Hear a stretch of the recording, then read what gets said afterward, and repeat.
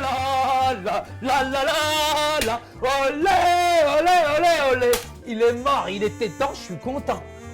Oh là là, François, il est mort, je suis tellement content, Fatima. Comment ça se fait? Explique-moi. Mais moi, je suis content, il souffrait tellement, et c'est quelqu'un qui aimait tellement Jésus. Mais lui, Fatima, il n'est pas comme certains, il connaissait sa destination finale. T'aurais vu ses funérailles, mais des funérailles, oh, le pasteur, il était tellement content, on était tous joyeux. Parce que le chrétien, il a une espérance, Fatima.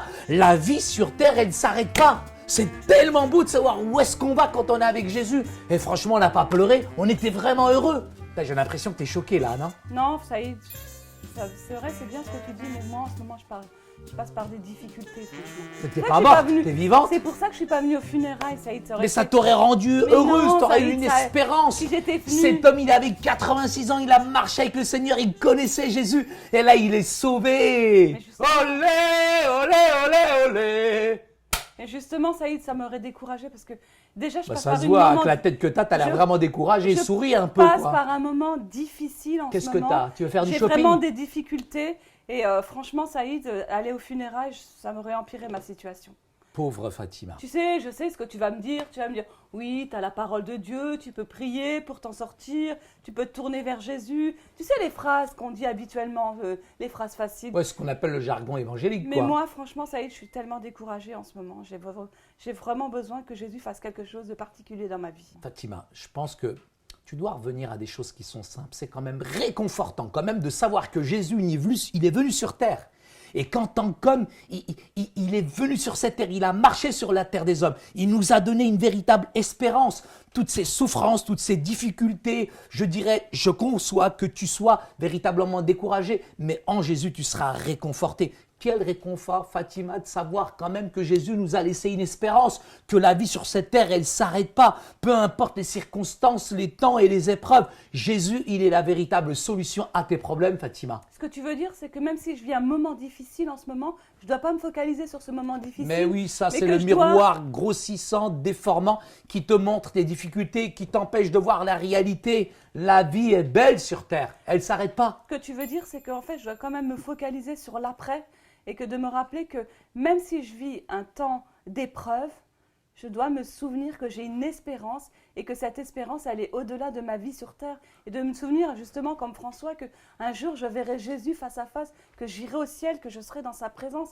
Et ça doit être un grand réconfort pour ma vie, de savoir que non seulement il est mon sauveur et il est mon soutien en ce moment, mais qu'au-delà des épreuves, au-delà de ce que je vis, au-delà des difficultés que je rencontre, j'ai une espérance.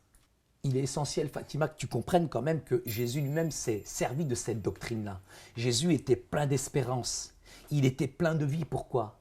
Parce qu'il savait finalement que toute cette vie sur terre n'était qu'éphémère. Mais ce qui l'attendait, c'était véritablement de rentrer pleinement dans sa gloire et de retourner vers le Père. Fatima, la joie qui l'attendait était tellement ineffable, était tellement débordante. Et ce monde finalement n'était qu'une enveloppe, n'était qu'une demeure, je dirais, de passage.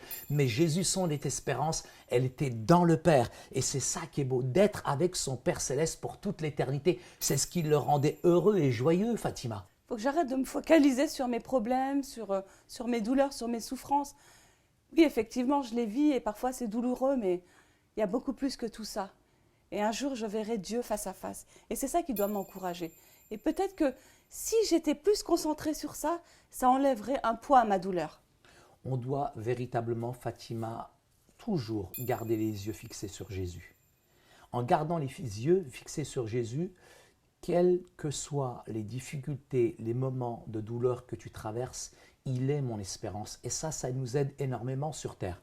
Effectivement, notre vie, elle est que passagère. Peu importe les souffrances présentes, je dirais face à ce qu'on va vivre pour toute l'éternité, ça sera quelque chose mais de tellement fort, de tellement bon. Et je pense que le chrétien a véritablement besoin, je dirais, dans la durée, de réaliser à quel point toutes les souffrances du présent ne sont rien, je dirais, face à la beauté de l'avenir qui nous attend dans la cité céleste. J'ai cette capacité d'endurer les souffrances. Complètement. Et j'ai non seulement cette capacité d'endurer les souffrances, mais de les endurer avec joie. Alors, je ne suis pas débile, hein. Je ne vais pas dire « Oh Seigneur, je souffre, merci pour toutes ces souffrances », mais je dois être moins concentrée sur elles. Et je dois me dire qu'un jour, j'aurai la possibilité d'entrer dans cette joie parfaite. Tu vois, Jean, il Et ça était me donne comme de ça l'espérance. chaque jour. Jean, c'était vraiment son état d'esprit, ce que tu décris. C'est pour ça que moi, j'étais pas malheureux qu'il parte. Moi, je savais où va Jean. Et c'est ça le plus important pour moi, Fatima. Je comprends mieux ta joie maintenant. Mais c'est François, c'est pas Jean qui est mort. Ah bon? Ah Ouais, pardon. ouais. Non, parce qu'on a eu 2 enterrements, en fait. Waouh! Ah, pardon. Et on cool, était heureux hein? pour les 2, hein. Vous avez fait 2 en 1? 2 en 1. Ok. Alors, en résumé, connaître sa destination influence la manière de préparer sa route et de faire le voyage. C'est aussi vrai spirituellement. Si nous voulons bien vivre sur terre, nous devons connaître notre destination éternelle. La doctrine du retour de Christ et sa résurrection nous donne l'espoir dans nos épreuves. Et l'exemple de Christ qui a enduré pour nous cette souffrance nous guide pour savoir comment appliquer cette doctrine dans nos vies. Finalement, nous pouvons supporter cette vie et toute épreuve qui viendra sur notre chemin et vivre dans la joie à cause de la vérité de cette gloire sans égale qui viendra avec la résurrection. Tu vois, Fatima, là, il y a une croix. On la voit bien quand même, c'est l'intersection. Et je crois que véritablement, Dieu porte une belle espérance aussi sur le Québec. Et cette croix que tu vois là, elle est vraiment intéressante. Tu veux trop faire ton C'est celle- intello, hein. Quoi? Tu sais que c'est pas une croix, c'est un diviseur. Et les fleurs de lys, ça n'a rien à voir avec la résurrection. Ça La y- croix aussi, elle divise. Il y en a tellement qui n'y croient pas aujourd'hui. Tu crois que tu as toujours le dernier mot, toi. Hein?